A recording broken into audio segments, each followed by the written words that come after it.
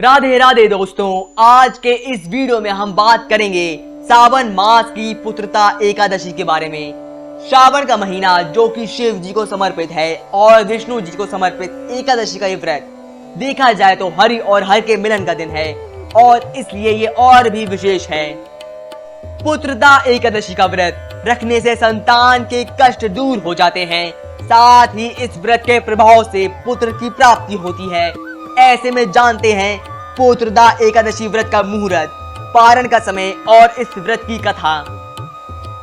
इस बार सावन मास की पुत्रदा एकादशी का व्रत 27 अगस्त 2023 यानी रविवार को रखा जाएगा। पुत्रदा एकादशी के दिन भगवान विष्णु की पूजा का विधान है। एकादशी शुरू होने का समय 27 तारीख को मध्य रात्रि 12:08 से रात 9:32 तक है।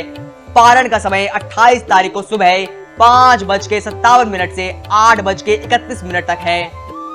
पुत्रदा एकादशी को पवित्रता एकादशी और पवित्रोपना एकादशी के नाम से भी जाना जाता है। पुत्रदा एकादशी की कथा कुछ इस प्रकार है। अर्जुन बोले, हे भगवान, ये रोचक और महापुण्यदायी कथाएं सुनकर मेरे आनंद की सीमा नहीं है और मेरी उत्सुकता बढ़ती ही जा रही है। हे मधुसूदन, अब कृपा करके आप मुझे श्रावण मास के शुक्ल पक्ष की एकादशी की कथा सुनाएं। इस एकादशी का क्या नाम है तथा इसके व्रत की विधि क्या है, इसमें किस देवता की पूजा की जाती है और इसका व्रत करने से क्या फल मिलता है।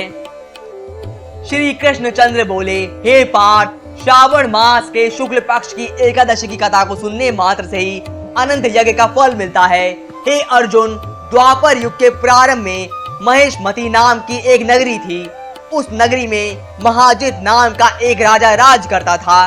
वह पुत्रहीन था, इसलिए वह सदैव दुखी रहता था। उसे वह राज्य, सुख और वैभव सब कुछ बड़ा ही कष्टदायक प्रतीत होता था, क्योंकि पुत्र के बिना मनुष्य को इस लोक और परलोक दोनों में सुख नहीं मिलता है। राजा ने पुत्र प्राप्ति के बहुत यत्न किए, परंतु उसका हर प्रयत्न विफल रहा।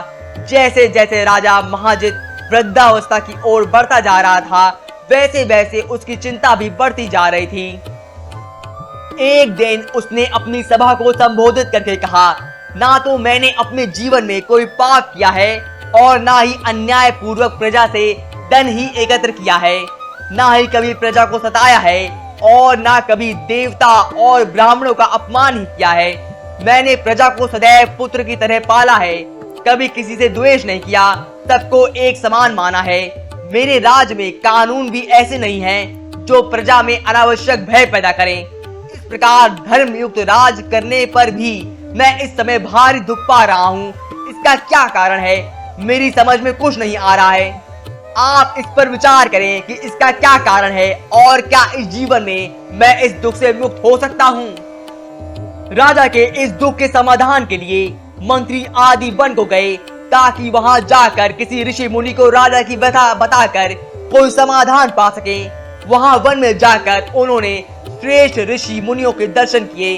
उस स्थान पर व्योव्रत और धर्म के ज्ञाता महर्षि लोमश भी रहते थे। वे सभी महर्षि लोमश के पास गए। उन सब ने जाकर उन महर्षि को यथा योग्य प्रणाम किया और उनके सम्मुख बैठ गए। उनके दर्शन से सबको बड़ी प्रसन्नता हुई और वे सब उनसे निवेदन करने लगे, हे देव, हमारे अहोभाग्य है कि हमें आपके दर्शन का सौभाग्य प्राप्त हुआ है। इस पर लोमश ऋषि बोले, हे मंत्रीगण, आप लोगों की नम्रता और सद्य व्यवहार से मैं अत्यंत प्रसन्न हूँ। आप मुझे अपने आने का कारण बतलाइए। मैं आपके कार्य को अपनी शक्ति के अनुसार अवश्य करूंगा, क्योंकि हमारा शरीर ही परोपकार के लिए बना है। लोमश ऋषि के ऐसे अपने तत्व भरे वचन सुनकर मंत्री बोले, हे महर्षि, आप हमारी समस्त बातों को जानने में ब्रह्मा से भी अधिक समर्थ हैं, अतः आप हमारे संदेह को दूर कीजिए।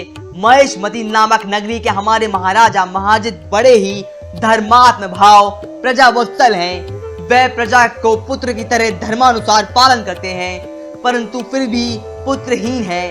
हे महर्षि, इससे वे अत्यंत दुखी रहते हैं। हम लोग उनकी प्रजा हैं, हम भी उनके दुख से दुखी हो रहे हैं, क्योंकि प्रजा का यह कर्तव्य है कि राजा के सुख में सुख माने और दुख में दुख माने।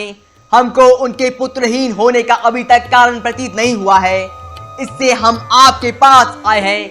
अब आपके दर्शन करके हमको पूर्ण विश्वास है कि हमारा कष्ट अवश्य ही दूर हो जाएगा, क्योंकि महान पुरुषों के दर्शन मात्र से ही प्रत्येक कार्य की सिद्धि हो जाती है।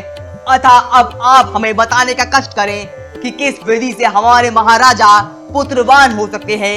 हे महर्षि, यह आपका हम पर व हमारे राज की प्रजा पर बड़ा ही उपकार होगा। ऐसी करुणा प्रार्थना सुनकर लोमश ऋषि नेत्र बंद करके राजा के पूर्व जन्मों पर विचार करने लगे। वह कुछ पलों बाद विचार करके बोले, हे श्रेष्ठ पुरुषों, यह राजा पिछले जन्म में अत्यंत उद्दंड था तथा बुरे कर्म किया करता था। उस जन्म में यह एक गांव से दूसरे गांव में घूमा करता था। एक बार ज्येष्ठ मास के शुक्ल पक्ष की एकादशी के दिन की बात है। यह 2 दिन से भूखा था। दोपहर के समय एक जलाशय पर जल पीने गया। उस स्थान पर उसी समय व्यायाई हुई गाय जल पी रही थी। राजा ने उसको प्यासी ही भगा दिया और स्वयं जल पीने लगा। हे भद्रजनों, इसलिए राजा को यह दुख भोगने पड़ रहे हैं। एकादशी के दिन भूखा रहने का फल यह हुआ कि इस जन्म में यह राजा है और प्यासी गाय को जलाशय से भगाने के कारण पुत्रहीन है। इस पर वे सभी सभासद विनती करने लगे, हे महर्षि, शास्त्रों में ऐसा लिखा है कि पुण्य से पाप नष्ट हो जाते हैं। अतः कृपा करके आप हमें कोई ऐसा उपाय बताइए जिससे हमारे महाराज के पूर्व जन्म के पाप नष्ट हो जाए और उन्हें पुत्र रत्न की प्राप्ति हो। सभासदों के याचना भरे शब्दों को सुनकर लोमश ऋषि बोले, हे भद्रजनों, यदि तुम सब श्रावण मास की शुक्ल पक्ष की पुत्रदा एकादशी का व्रत और रात्रि को जागरण करो और उस व्रत का फल राजा को प्रदान कर दो, तो तुम्हारे राजा के यहाँ पुत्र उत्पन्न होगा। राजा के समस्त दुख नष्ट हो जाएंगे। यह उपाय सुनकर सभी सभासदों ने महर्षि को कोटि कोटि धन्यवाद दिया तथा उनका आशीर्वाद लेकर अपने राज्य में लौट आए। तत्पश्चात उन्होंने लोमश ऋषि की आज्ञा अनुसार पुत्रदा एकादशी को विधि पूर्वक व्रत किया और द्वादशी को उसका फल राजा को दिया। पुण्य के प्रभाव से रानी ने गर्भ धारण किया और 9 महीने के पश्चात ही उसके यहाँ अत्यंत तेजस्वी पुत्र रत्न पैदा हुआ। हे अर्जुन, इसलिए इस एकादशी का नाम पुत्रदा पड़ा। पुत्र की इच्छा रखने वाले मनुष्य को चाहिए कि वे विधि पूर्वक श्रावण मास के शुक्ल पक्ष की एकादशी का व्रत करें। इस व्रत के प्रभाव से इस लोक के सुख और परलोक में स्वर्ग मिलता है। कथासार, पाप करते समय मनुष्य नहीं सोचता कि वह क्या कर रहा है, किंतु शास्त्रों से विदित होता है कि व्यक्ति का छोटा सा पाप भी उसे महान कष्ट भोगने को विवश कर देता है। अतः मनुष्य को पाप से डरना चाहिए, क्योंकि पाप नामक यह राक्षस जन्म जन्मांतर तक उसका पीछा नहीं छोड़ता।